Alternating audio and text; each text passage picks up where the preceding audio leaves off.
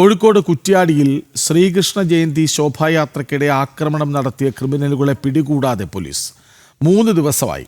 ഇതുവരെയും കേസിൽ ഉൾപ്പെട്ട 8 പ്രതികളെയും പിടികൂടാനായിട്ടില്ല.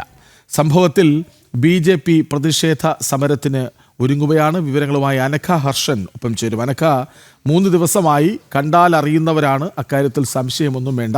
ഈ പ്രതികളെ പിന്തുണയ്ക്കുന്ന രാഷ്ട്രീയത്തിന് കുടപിടിക്കുന്നോ പോലീസ്?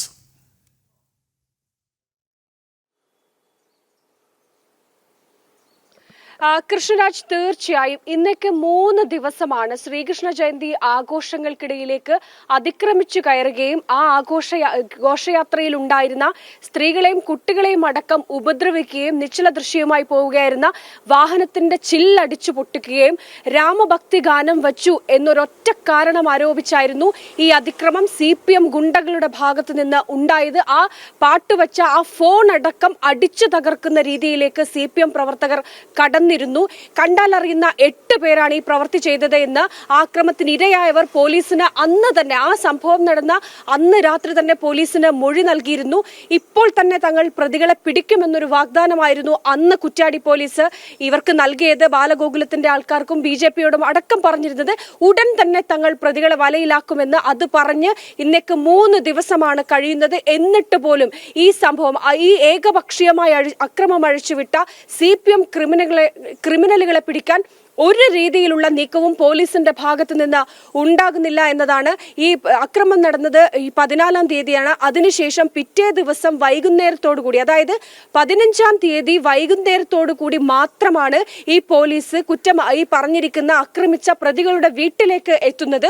എന്നിട്ട് പോലീസ് പറയുന്ന ഒരു മുടന്തൻ ന്യായമുണ്ട്. അതായത് പ്രതികൾ ഒളിവിലാണ് എന്നാണ് പോലീസ് ഇപ്പോഴും പറയുന്നത്. അതായത് അവർക്ക് കൃത്യമായി തന്നെ ഒളിവിൽ പോകാനുള്ള ഒരു സാവകാശം അത് പോലീസ് നൽകി. ശേഷം പ്രതികൾ ഒളിവിൽ പോയി എന്നതാണ് ഇതിൽ ഏറ്റവും പ്രധാനപ്പെട്ട കാര്യം. ഇത് വലിയ രീതിയിൽ കോഴിക്കോട് നരിപ്പറ്റയിലാണ് ഈ സംഭവം ഉണ്ടായിരിക്കുന്നത്. കുറ്റ്യാടി നരിപ്പറ്റയിൽ അവിടെ വലിയ രീതിയിൽ ഈ ജനരോഷം ഈ സംഭവവുമായി ബന്ധപ്പെട്ട് ഉയർന്നിട്ടുണ്ട്.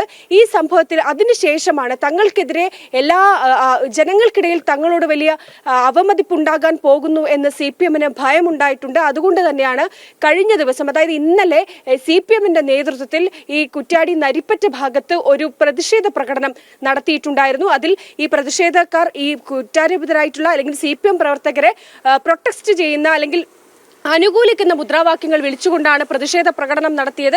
ആ ഭാഗത്തുണ്ടായിരുന്നവർ പറയുന്നത് ഈ സർക്കാർ തലത്തിലുള്ള വില്ലേജ് ഓഫീസിലും മറ്റുമൊക്കെ ഉള്ളവരെ കൊണ്ടാണ് ആ രീതിയിൽ പ്രതിഷേധം നടത്തിയത്, അല്ലാതെ CPM പ്രവർത്തകർ അതിൽ ഉണ്ടായിരുന്നില്ല എന്നതടക്കമുള്ള കാര്യങ്ങൾ പറയുന്നുണ്ട്. എന്തായാലും കുറ്റ്യാടി ആ ഭാഗത്തേക്കും ഈ സംഭവവുമായി ബന്ധപ്പെട്ട് വലിയ രീതിയിൽ ജനങ്ങൾക്കിടയിൽ ജനരോഷം ഉയർന്നിട്ടുണ്ട്.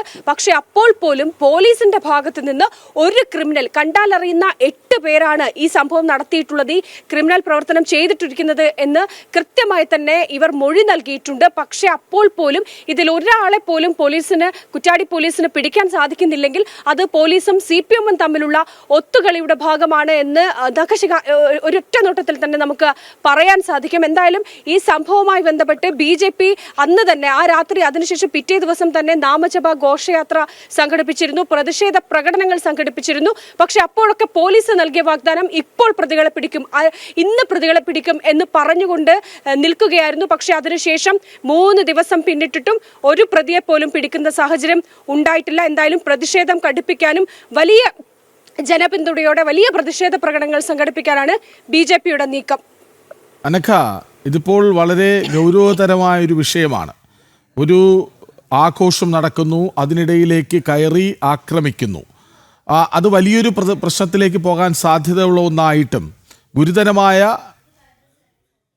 ഒരു വിഷയമുണ്ടാക്കാൻ സാധ്യതയുള്ള ഒരു ആക്രമണമായിട്ടും എന്തുകൊണ്ട് പോലീസ് ഇങ്ങനെ പെരുമാറുന്നു? അതായത് പ്രതികളുടെ ചിത്രങ്ങളടക്കം അവർക്കറിയാം, പ്രതികൾ ആരെന്നറിയാം, എന്നിട്ടും എന്തുകൊണ്ട് പോലീസിൻ്റെ നിഷ്ക്രിയത്വം?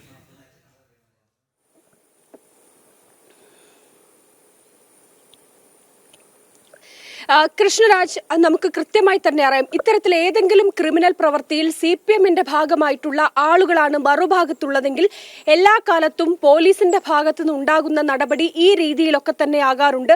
അത് മുൻ അനുഭവങ്ങളിൽ നിന്ന് തന്നെ വ്യക്തമാണ്. അതായത് ഭരിക്കുന്ന പാർട്ടിയാണ്, പിണറായി പോലീസാണ് എന്ന് പിണറായിയുടെ പോലീസാണ് എന്ന് BJP അടക്കമുള്ള സംഘടനകൾ ആരോപിക്കുന്ന ഒരു സാഹചര്യമുണ്ട്. അതുകൊണ്ട് തന്നെ അവരെ എല്ലാ കാലത്തും CPM-ന്റെ പ്രവർത്തകർ എന്ത് വലിയ അക്രമം ചെയ്തു കഴിഞ്ഞാലും അവരെ സംരക്ഷിക്കുന്ന, അവർക്ക് അനുകൂലമായി നിലപാടെടുക്കുന്ന ഒരു വിശേഷം പോലീസിന്റെ ഭാഗത്തു നിന്ന് എല്ലാ കാലത്തും ഉണ്ടായിട്ടുണ്ട്. അതിവിടെയും ആവർത്തിക്കുകയാണ്. അല്ലെങ്കിൽ കേരള പോലീസിനെ സംബന്ധിച്ച് ഈ 8 പ്രതികളിൽ ഒരാളെ പോലും പിടിക്കാൻ സാധിക്കുന്നില്ലെങ്കിൽ കേരള പോലീസിന് അതും നാണക്കേടല്ലേ എന്ന് ചോദിച്ചു പോവുകയാണ്. പക്ഷെ അപ്പോൾ പോലും ഇത് മനഃപൂർവ്വമായി ഈ 8 പ്രതികളെയും പിടിക്കാതെ മാറ്റി നിർത്തുകയാണ്. കാരണം ആ രീതിയിലുള്ള ഇടപെടൽ ഒരുപക്ഷെ CPM-ന്റെ ഭാഗത്തു നിന്ന് ഉണ്ടായിട്ടുണ്ടാവും. ഈ നരിപ്പറ്റ് ഭാഗത്ത് CPM-ന് വലിയ രീതിയിലുള്ള വേരിളക്കമുള്ള ഒരു പ്രദേശം കൂടിയാണ്. അതുകൊണ്ട് തന്നെ ആ രീതിയിൽ പോലീസിന്റെ ഭാഗത്തേക്ക് CPM-ന്റെ ഒരു ഇടപെടൽ ഉണ്ടായിട്ടുണ്ട് എന്ന് തന്നെയാണ് BJP അടക്കം ആരോപണം ഉന്നയിക്കുന്നത്. അതുകൊണ്ട് തന്നെ ആ ഇടപെടൽ ഒന്നുള്ളത് കൊണ്ട് മാത്രമായിരുന്നു പോലീസ് ഈ രീതിയിൽ 3 ദിവസം പിന്നിടുമ്പോൾ പോലും ഇത്തരത്തിൽ കുറ്റവാളികളായിട്ടുള്ള ഇത് ഏകപക്ഷീയമായി അതിക്രമം കാഴ്ചവെച്ചിരിക്കുന്ന ഏറ്റവും പ്രധാനപ്പെട്ട ഒരു കാര്യം എന്ന് പറയുന്നത് ശ്രീകൃഷ്ണ ജയന്തി ആഘോഷത്തിനിടയിൽ രാമഭക്തി ഗാനം വച്ചു. അതാണ് ഇവരെ ചൊടിപ്പിച്ചത്. രാമനോട് പോലും വിരോധമുണ്ടാകുന്ന രീതിയിലേക്ക് കാര്യങ്ങൾ നീങ്ങിയിരിക്കുന്നു. എന്നിട്ട് പോലും പോലീസ് ഈ പ്രതികളെ പിടിക്കാതിരിക്കുന്നുണ്ടെങ്കിൽ പോലീസും ഈ ക്രിമിനലുകളും CPM-ഉം തമ്മിലുള്ള ഒത്തുകളിയാണ്. നേരത്തെ തന്നെ BJP പറയുന്നത് പോലെ ഇത് കൃത്യമായി അജണ്ട സെറ്റ് ചെയ്തുകൊണ്ട് മുന്നേ തയ്യാറാക്കിയ പ്ലാനിന്റെ ഭാഗമായിട്ടാണ് ഈ ഒരു അതിക്രമം നടത്തിയത് എന്നാണ്. അത് ശരിവെക്കുന്ന തരത്തിലാണ് കാര്യങ്ങൾ മുന്നോട്ട് പോകുന്നത്. എന്തായാലും ഇന്ന് BJP-യുടെ നേതൃത്വത്തിൽ പ്രദേശത്ത് വലിയ രീതിയിലുള്ള പ്രതിഷേധ പരിപാടികൾ സംഘടിപ്പിക്കാനാണ് നീക്കം.